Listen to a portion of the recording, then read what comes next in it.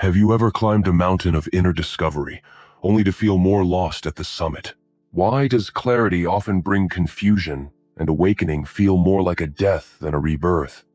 And why, after finally seeing through the illusion, do you suddenly stop caring about everything you used to chase? Welcome to Stoic Blend, where ancient wisdom meets modern life.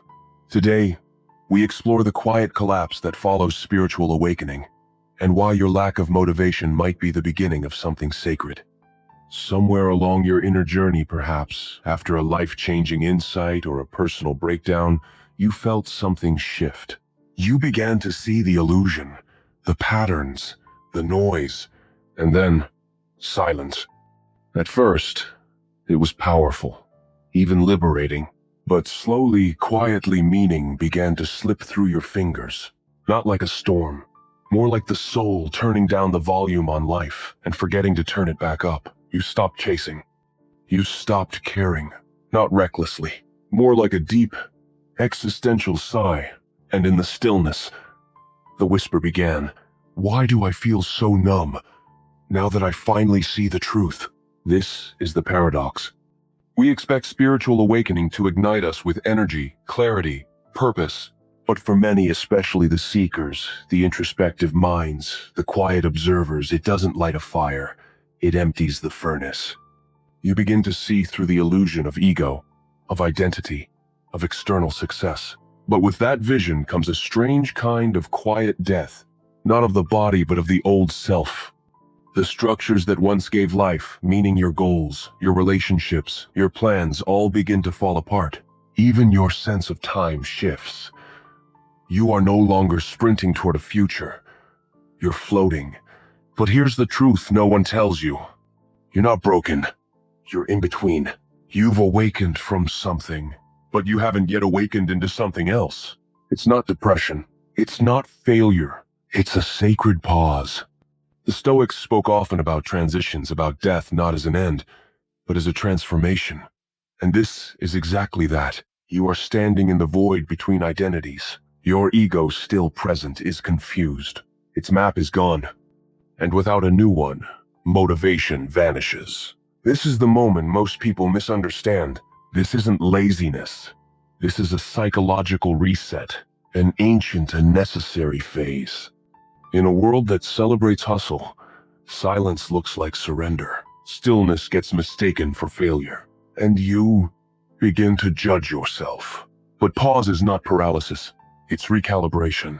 This isn't the phase people post on social media. It's not the sunrise meditation or the mountaintop breakthrough.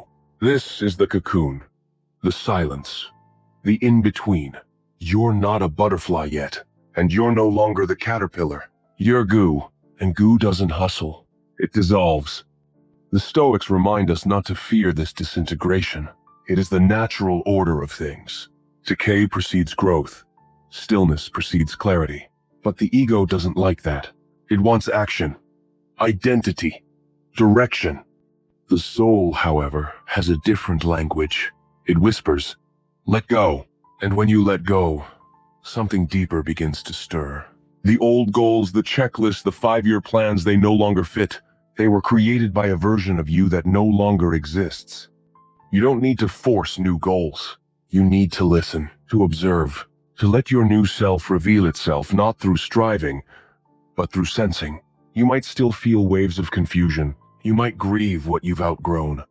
But slowly, motivation begins to return. Not the frantic kind.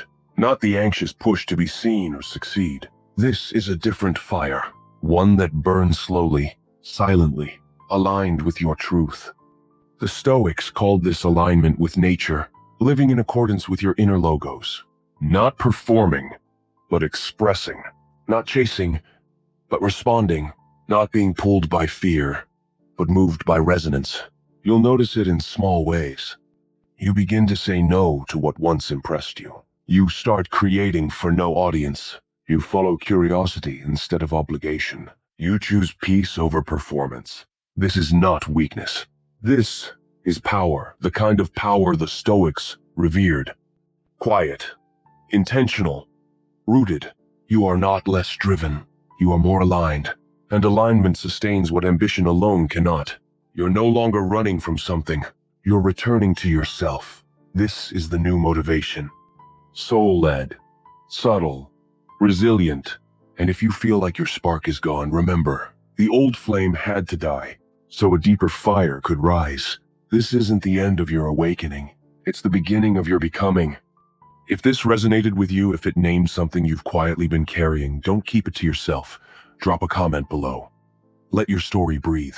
And if you want more content that goes beyond surface-level advice, that speaks to the quiet, powerful transformation you're living through, hit subscribe. Because here at Stoic Blend, we don't just talk about awakening. We walk the path of becoming.